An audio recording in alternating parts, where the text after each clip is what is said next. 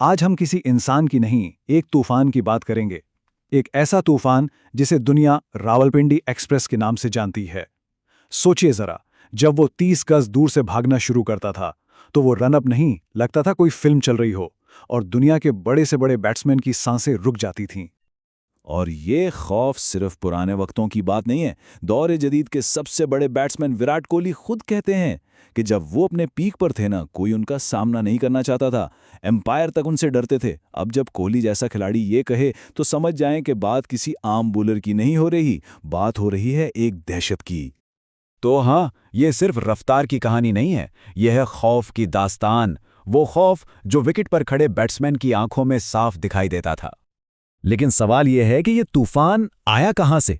भाई, इस दीवानावार रफ्तार के पीछे एक ऐसी सच्चाई है ना, जो सुनकर कोई भी दंग रह जाए। उनका तो आगाज ही बिल्कुल एक नामुमकिन कहानी जैसा था। शोएब अख्तर पैदा हुए थे फ्लैट फीट के साथ, यानी उनके पांव बिल्कुल चपटे थे। अब ये एक ऐसी कंडीशन है जिसमें तेज दौड़ना तो छोड़ें, ठीक से भागना भी बहुत मुश्किल होता है। बैलेंस ही नहीं बनता। और एक फास्ट बॉलर के लिए ये तो समझें करियर शुरू होने से पहले ही फुल स्टॉप लग गया। डॉक्टरों ने तो उनके घरवालों को साफ कह दिया था, शुक्र करें अगर ये बच्चा आम लोगों की तरह चल भी पाया तो। लेकिन कुदरत का खेल देखें, जिस लड़के के चलने पर भी सवालिया निशान था, वही लड़का तारीख का सबसे तेज बॉलर बनने जा रहा था। तो अपनी तमाम जिस्मानी मुश्किलात को हराने के बाद अख्तर ने आखिरकार वर्ल्ड स्टेज पर कदम रखा। और फिर आया साल 1999। जगह थी कोलकाता का ईडन गार्डन्स। वहां उन्होंने कुछ ऐसा किया जिसने 1 लाख लोगों के शोर को एकदम मौत के सन्नाटे में बदल दिया। जरा तसव्वुर करें, सामने इंडिया की बैटिंग की 2 सबसे बड़ी दीवारें, राहुल द्रविड़ द वॉल और सचिन तेंदुलकर द गॉड। शोएब आए, पहली ही गेंद यॉर्कर और राहुल द्रविड़ क्लीन बोल्ड। अगली ही गेंद सचिन तेंदुलकर क्लीन बोल्ड, और वो 1 लाख लोगों का समंदर एक पल में ऐसे खामोश हो गया जैसे किसी ने म्यूट का बटन दबा दिया हो। इस दिन एक लेजेंड पैदा हुआ था। मगर कलकत्ता तो सिर्फ एक झलक थी, असल तूफान तो अभी बाकी था। अख्तर अब वो करने वाले थे जिसे साइंसदान भी नामुमकिन कहते थे। एक ऐसी स्पीड बैरियर को तोड़ने वाले थे जिसे आज तक कोई छू भी नहीं पाया था। और फिर आया 2003 का वर्ल्ड कप। सारी दुनिया देख रही थी और शोएब ने गेंद फेंकी 161.3 किलोमीटर फी घंटा की रफ्तार से। ये क्रिकेट की तारीख की पहली ऑफिशियल बॉल थी जिसने 100 मील फी घंटा की रुकावट को तोड़ा। पता है, साइंटिस्ट कहते थे कि इंसानी जिस्म के लिए इतनी तेज गेंद फेंकना बायोमैकेनिकली नामुमकिन है, लेकिन अख्तर ने बता दिया कि जब जुनून होना तो साइंस भी पीछे रह जाती है। अच्छा, स्पीड को फील करना हो तो उससे पूछे जिसने इसे खेला हो। ऑस्ट्रेलिया के बड़े सख्त जान बैट्समैन थे जस्टिन लैंगर।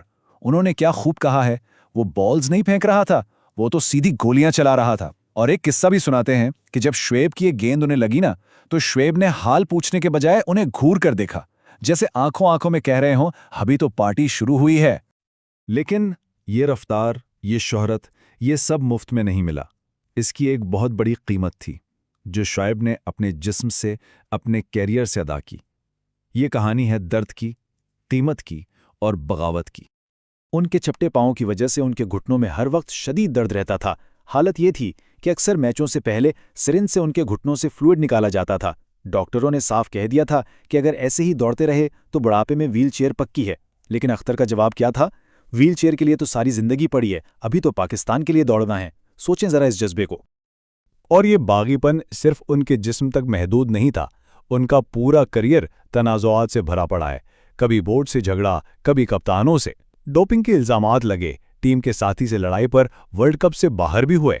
इन सब ने उन्हें क्रिकेट का बैड बॉय बना दिया। लेकिन शोएब को हमेशा यही लगा कि सिस्टम उनके अंदर की आग को कंट्रोल करना चाहता है, समझना नहीं। मगर इन तमाम कंट्रोवर्सीज के बीच शोएब ने कभी खुद को छुपाया नहीं। वो जो थे सबके सामने थे। उनके अपने अल्फाज में, मैं बुरा हो सकता हूं लेकिन मैं नकली नहीं हूं। और यही उनकी पूरी शख्सियत का निचोड़ था, असली, मुंहफट और निडर। खेल तो खत्म हो गया लेकिन तूफान नहीं थमा। रिटायरमेंट के बाद शोएब ने खुद को एक नए रूप में ढाला और अपनी लेगेसी को एक अलग ही अंदाज में जिंदा रखा।